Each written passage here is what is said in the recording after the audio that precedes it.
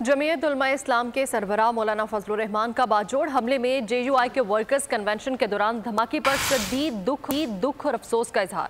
मौलाना फजलुर रहमान का वज़ीर आज़म और वज़ीर आला KPK से अफवाह की इंक्वायरी का मुतालबा और अल्लाह ताला शुहदा के दर्जात बुलंद फरमाए। मौलाना फजलुर रहमान की जख्मियों की सहजाबी के लिए दुआ की गई है। JUI के कारकुनान हस्पताल पहुंचकर खून की एहतियात फराहम करें और JUI के कारकुनान पर अमन रहे। विफाकी और सूबाई हुकूमत जख्मियों को बेहतरीन इलाज फराहम करे, ऐसा कहा गया है मौलाना फजलुर रहमान की जानिब से।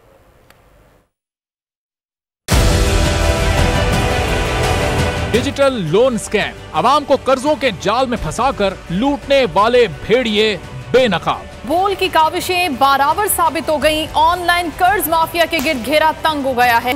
बोल ने दिया अपने आवाम का साथ, उठाई इस स्कैम के खिलाफ आवाज। बोल की डिजिटल लोन स्कैम के खिलाफ आगाही मुहिम की सबसे बड़ी ट्रांसमिशन 59% आवाम ने देखी अपनी स्क्रीन पर, क्योंकि बोल है पाकिस्तान का नंबर 1 न्यूज चैनल।